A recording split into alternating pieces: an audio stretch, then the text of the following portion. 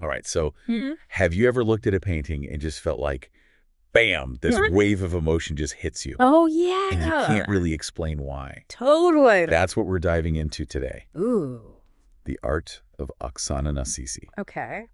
And we've got this magazine article all about her work and her life, really. Yeah. And it takes us through, well, I don't know, Yeah. light, shadow, childhood dreams, even like echoes of the past. That's pretty cool. It's really fascinating. Yeah. And you know what's really interesting? What? She actually uses like one single image Okay. as inspiration for two entirely different collections. Oh, wow. That's kind of wild. It is. It's like the seed Okay. for this whole creative journey.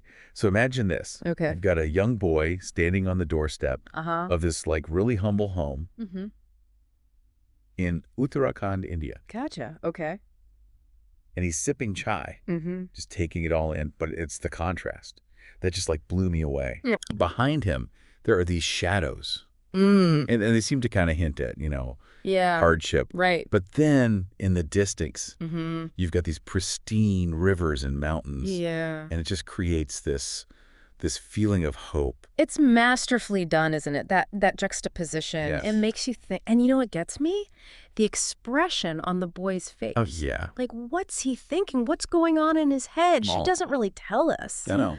Which I kind of love because it pulls you in even more. Yeah, totally. You want to know more. Exactly. You become part of the story. It's like she's inviting us in. Exactly. And I think if we connect this image to the broader themes in her work, it's all right there. Okay. Light and dark, the resilience of people that search for meaning in the everyday. I love that. Okay, so from this one image, two collections. The first one. Okay. It's called Quirky First Love. Quirky First Love. 6 paintings. Okay. Capturing the innocence of, well, first love. I don't know about you, but it's hitting me right in the feels. Oh, absolutely. It's definitely nostalgic. But it goes deeper than that, Oh, yeah. She's capturing the essence of that initial spark, that first, Yeah. connection. And the way she does it, the details are incredible. You've got toys scattered around, warm lamplight, 2 hands, kind of hesitant, but reaching for each other.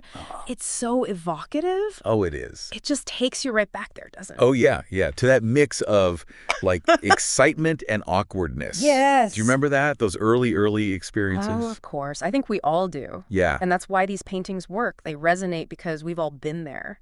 That feeling, it's universal. Oh, I love that. Okay. Yeah. So we've gone from, bright, youthful energy to Shadows of the Ancestors.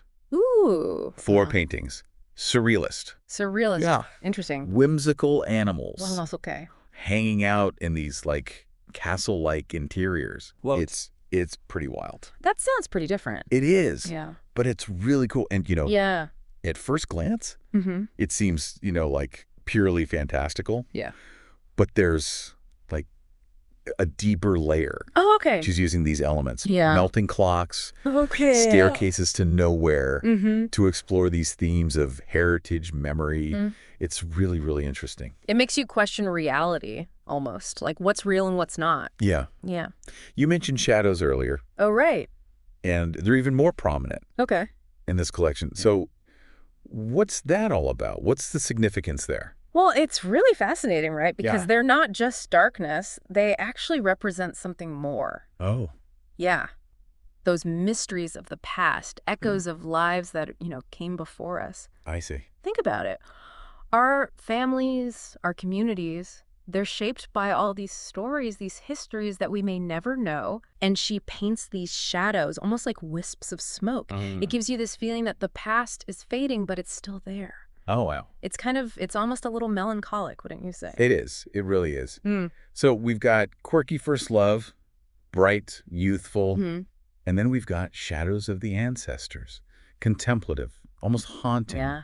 How do they connect, these two seemingly different collections? I think what she's doing is she's taking us on a journey.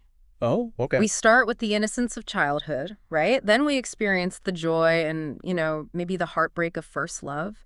And then we arrive at this point where we have to acknowledge the weight of history, the shadows that, well, they shape who we are. That's powerful. So what does it all mean for us? For anyone experiencing her art, I think she's inviting us to see beauty in those shadows. Yeah. You know, to understand that even the hidden parts of our life, the things we don't always want to look at, Right. they have value. They're important. They're important. That there's more than meets the eye. So we've explored Oksana Nasisi's journey, from that really powerful image of the boy on the doorstep to these two incredible collections. Yeah. But here's something to think about. What shadows from your own past or from your heritage are waiting to be explored? If you're intrigued, I highly recommend checking out her work. It's really something special.